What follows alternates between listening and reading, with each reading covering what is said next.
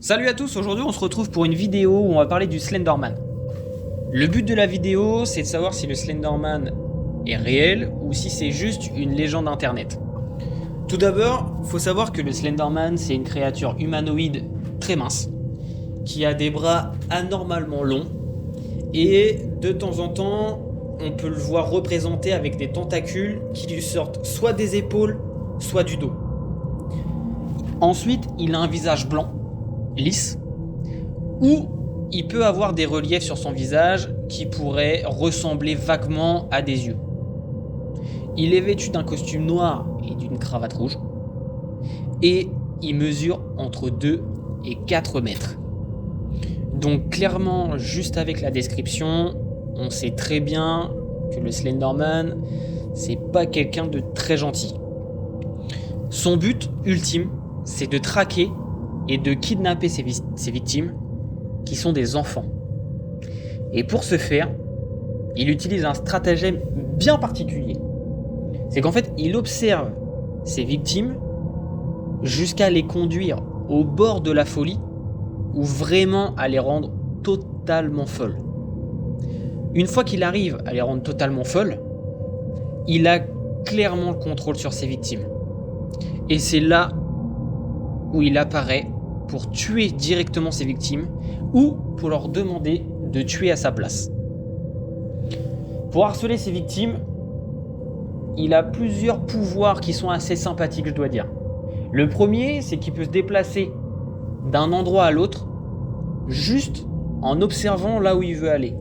Donc clairement, il peut se téléporter où il veut, quand il veut. Ce qui fait que ça le rend quasiment invisible aux yeux de ses victimes. Deuxièmement, il a la capacité de réduire de manière significative la douleur chez certaines de ses victimes. Donc même s'il maltraite ses victimes ne peuvent quasiment rien ressentir. Troisièmement, il est capable de contrôler les appareils électroniques juste avec son esprit. Et lorsqu'il est souvent dans les parages, ses victimes ont leur téléphone portable qui grésille, la télé qui commence à déconner. C'est vraiment un truc de fou. Et quatrièmement, il peut modifier le sens et la perception de l'environnement de ses victimes. Ce qui fait qu'il peut clairement faire croire à ses victimes qu'elles ne sont pas là où elles sont réellement. Donc on voit bien qu'avec les pouvoirs qu'il a en stock, personne peut lui résister. C'est tout simplement impossible. Je vois pas comment un enfant pourrait échapper au Slenderman. Techniquement parlant, c'est pas possible. Si il a décidé de te tuer, t'es mort. Il n'y a pas d'autre solution possible. Néanmoins, pour rétablir la vérité, il faut savoir que le Slenderman, c'est un personnage de fiction popularisé par Internet, et il a été créé par Eric Knudsen en 2009. Donc, tout ce que vous avez pu entendre sur le Slenderman, c'est totalement inventé de toutes pièces. Alors, il faut quand même souligner une petite chose, c'est que le Slenderman a connu un tel succès auprès des jeunes, c'est quand même qu'il y a énormément de jeunes qui croient réellement que le Slenderman existe et qui peuvent l'invoquer ou le croiser dans des bois ou autre. Ce même internet est tellement devenu viral qu'il y a quand même une tragédie qui s'est passée il y a quelques années.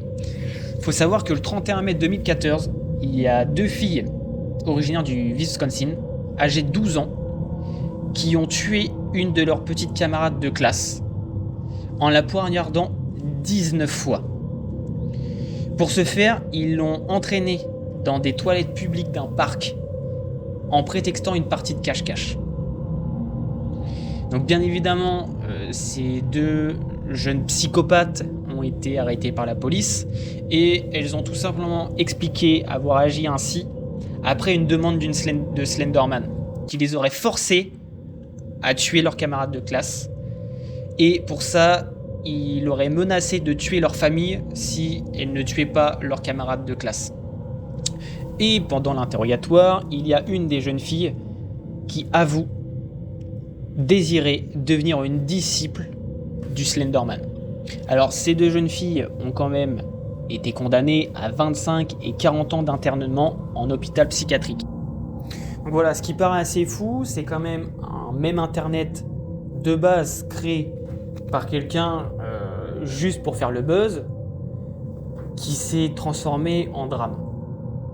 Néanmoins, la vidéo a quand même permis de rétablir la vérité. J'espère que cette vidéo vous a plu.